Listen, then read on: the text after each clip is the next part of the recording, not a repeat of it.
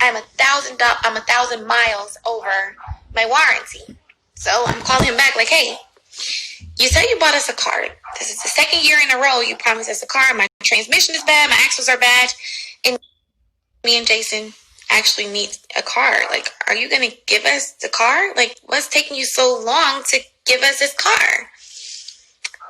But he's being him. So, of course, you guys know we're living in the middle of a pandemic, and me and Jason are taking these costly rides back and forth to get to the grocery store or to the city, wherever we have to go. And we're in and out of the car with complete strangers, you know, pretty much putting ourselves in a position to actually catch COVID-19 if one of our drivers could have possibly had it, because they've been driving around people all day. Now, some of you may be looking at it like, well, you should get your car fixed, and that's fine, like, which is what I ended up doing. But at the same time, I'm like, do anybody look at it and be like, damn, baby, like, why are you being petty like this? And it's like, he tries to be petty towards me, but he puts Jason in a bad situation. Like, even if you feel like, Aisha, fuck you, you don't deal with me no more, it's like, Jason is in and out of Ubers. And you offered us a car for the second time 2 years in a row. I do not when he does petty shit like this, I don't let it get to me, because I'm kind of used to it. Like, I don't know. I really don't know what the issue could be between me and my child's father, because the only thing I seriously did was leave him completely alone. Like, I never wanted to beef with him or not be like the coolest friends, but our situation is kind of weird, okay? Because on top of how he may feel about how I kind of walked away from our situation, he also has a girlfriend that could possibly be in his ear that hates my fucking guts too, no matter how cool she try and be. But she kind of hates my guts too, because she feels like I humiliated her. In the middle of our argument, when the girl put up her personal information, I laughed at her. And, you know, I mean, we were in the middle of a fight. She posted stripper pictures of me. So it's like, she was trying to hurt me. I was trying to hurt her. And, you know, we both took low jabs. But I mean, I got over it. You know, like, I don't know. I feel like she's mad at me because she feels like I humiliated her. And I feel like he's mad at me because I walked away. You know, like, men really have egos. Like, this bitch walked away from me. Like, yeah. But at this point, I let her have him. I let him have her. I don't understand why we can't all be friends. So, to clear the air, I was not blowing him up to buy me a car. Or blowing him up, like, begging. Me and my son were in a position where our car really went bad, and we needed that car that he had been promising us for 2 years, that he, by the way, never gave to us. I don't know why oh yeah, do you guys really want to hear what happened? Okay, so this is how you know Jayda is mad, and she fishes for, even though I let her have the wrapper, she still fishes for ways she still wants to get back from when I laughed at her.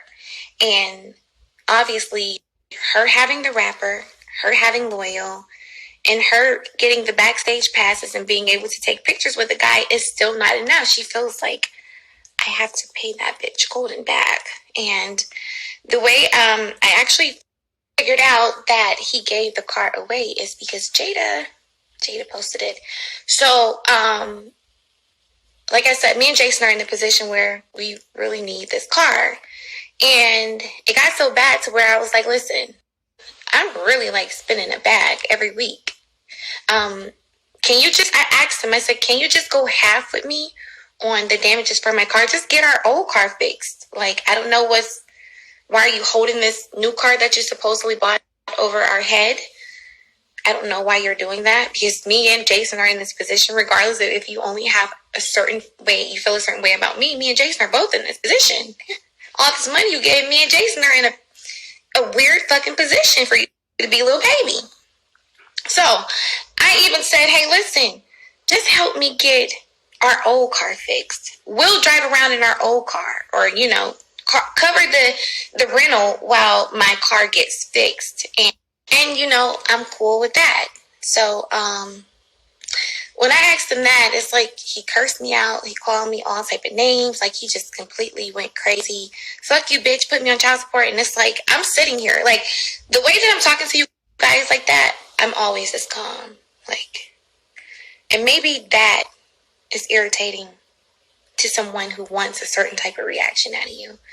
And I swear to you, I promise you, I truly feel like a lot of things that he does and do publicly for her is probably because he wants me to feel a certain type of way. Either he wants me to feel like, oh, I don't do this for you because you left, or, oh, look at what I do for her, run back to me, or, like, I don't know, like, what type of games he plays, but it's like, when I left him, I didn't leave. I left the money. I left that life, the lifestyle, and all of that shit didn't matter. Like, I strictly left.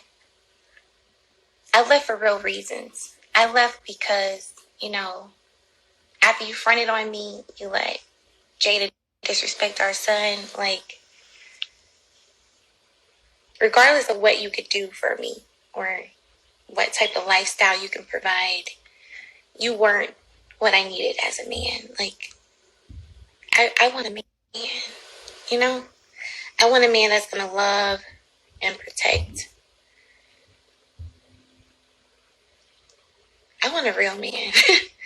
Like, and if you can't stand up for me and my son over a girl that has followers, I can't do anything with you. Whether you are a thousandaire or a millionaire, you're not. There's no substance there. So there's not an amount of money that you could offer or make that could make up for missing those type of qualities. So a lot of people said, oh, I talked about my child's school because I wanted a Birkin bag. You guys have no idea who I am. Another great valid point is he bought her like 4 or 5 Birkin bags for Mother's Day. The same day that me and Jason were supposed to get our car. And I said absolutely nothing because it's not my business what he does for her and what he does for his money. The only thing that I expect him to do is what he's supposed to do and what he offers to do. And that doesn't happen. As far as why that particular day, I ticked, because I received a phone call from a parent that I became cool with during the school year. And she's like, how do you feel about this whole new virtual learning thing? And I'm like, what? I'm like, what are you talking about?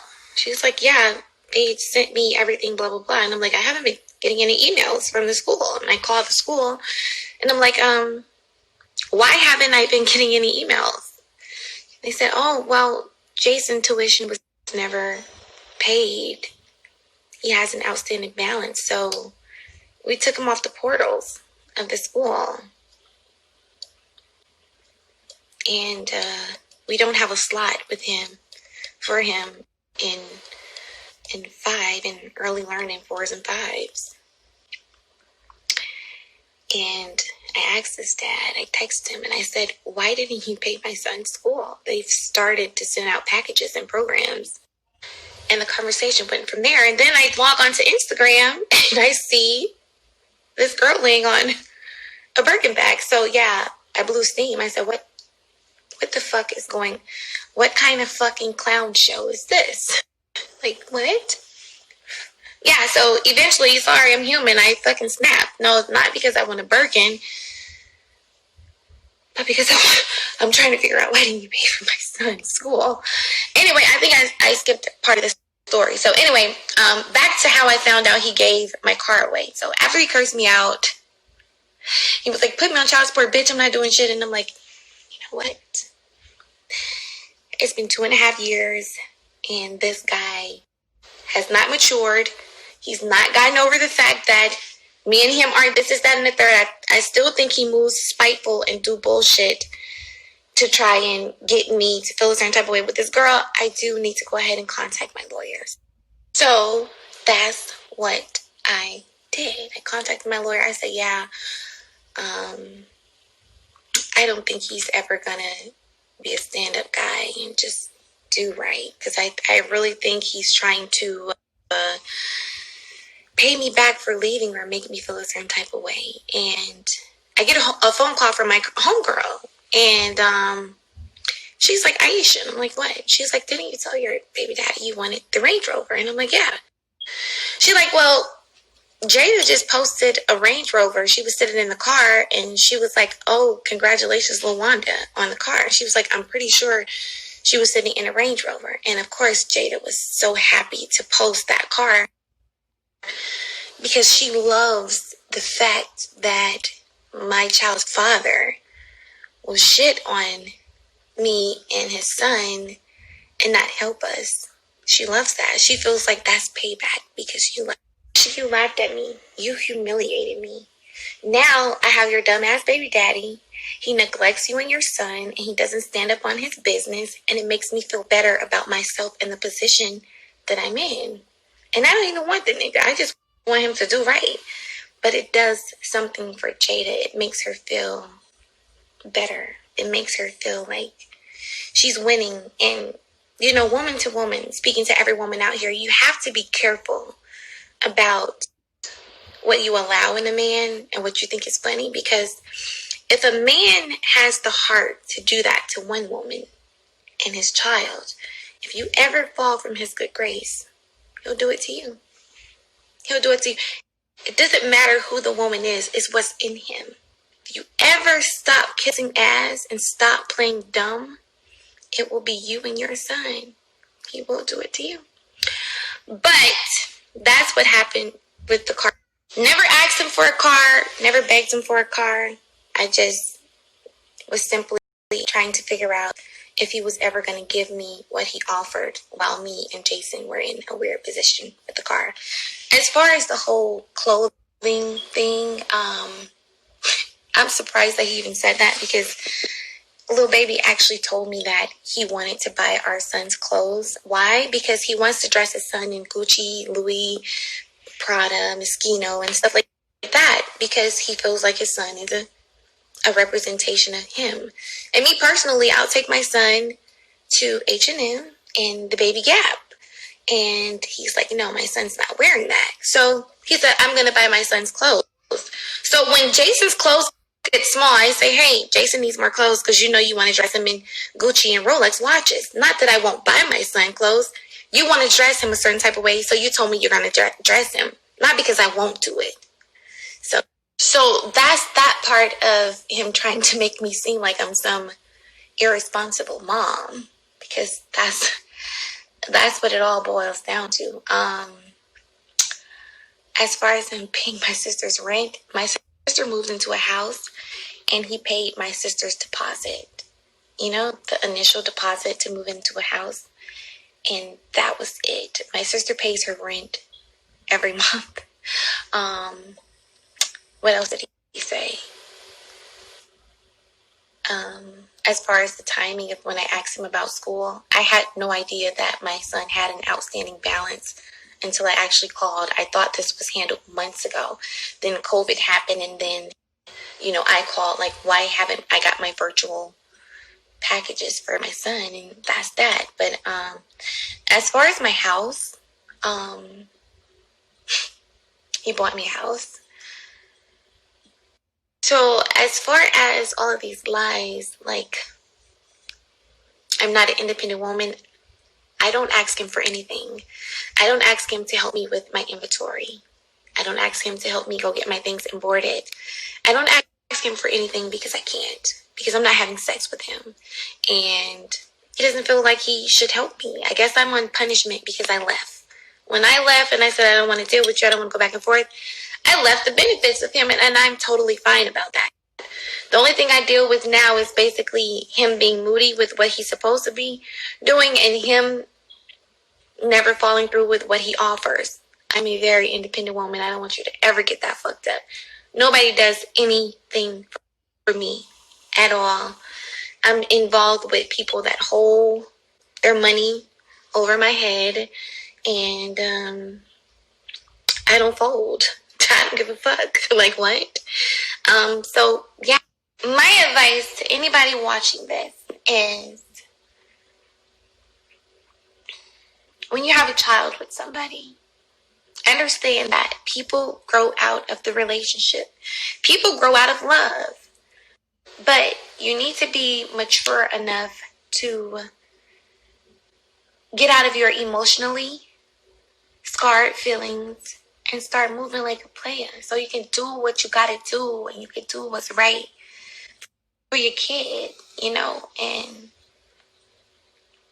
that's just how you gotta do it. Yeah. As far as you picking mates, like, you guys need to really pick emotionally and secure females. So you don't have a female in your ear encouraging you to do dumb shit. Like, too many yes men is not good. You need somebody that's gonna check you and say, bro, you moving wrong. If I'm dealing with a guy and you off track, it's my job. It's my job to correct you. Hey, baby, you ain't moving right. Nah, we ain't doing that. And if you are showing too many emotions, whether they're good ones or bad ones, I'm going to start to question you because I want to know, how does this girl drive your emotions so much? How does your past drive your emotions so much? And you're supposed to be with the woman of your life. You're supposed to be so happy right now. I'm supposed to be the best thing that ever happened to you. Why you always tripping about this bitch? Why every time you go in the DJ booth, you laying a line at this bitch? Why does she consume you so much? Why you think about that girl so much? You still love that bitch? Like, you gotta start looking at stuff like that. Niggas swear they hate her. Whole time they be in love. Everybody that asks me the infamous question, would I ever be cool with Jayda? Can me and little baby co-parent, whatever? This is my position, and this is so serious. I'm giving you guys the raw, honest to God truth, the front and the back end. This is where I stand. Would I ever be cool with them? I would love to, because I want to feel comfortable when my child is around her. But see, the thing is, no matter how peaceful you are, you can't be cool with somebody who has their mind set on hating you or have their mind set on having a problem with you. I can say, Jayda, I don't give a fuck about that shit. Like, I'm over that. But if she's still mad, she's going to put that energy in the air. I can tell the baby, listen, I'm not tripping on you. Like, come on, let's move past this. But if he's still mad, we will forever be stuck at square one. And I really hate when girls get in the comments and they say, oh, she wants her child's father back. Like, no. I don't mean to sound cocky. I really don't. But I'm a very, very beautiful girl that has the power to pick and choose. I could have any man that I want. And I have not started anything serious. And I have not pursued anybody. But when the time is right and the person is right, I will. I have the power to pick and choose. I'm trying to wrestle. I don't think y'all get that. You know what I mean? So, yeah. Please don't ever get it twisted. I'm very independent, not stuck on my past. I'm happy for him. I hope they go far. But these bitter baby mama comments gotta stop, bitch. Because, not me. Not me. Not bitter. Not a dependent. I've always taken care of myself. I still take care of myself. And I can have any man I want. And I will once I choose. So a lot of you stand corrected, and I did it on my own time. I just think it sucks that people work so hard to diminish my value as a person because they have a larger following. But yeah, I'm truly golden, seriously. And nobody could take that away from me. And to everybody or anybody that is in a situation like this, I say keep your head up, keep pushing, and just know that God is not asleep. God sees all. God sees how everybody's moving. God sees everybody's intentions, and you'll be okay.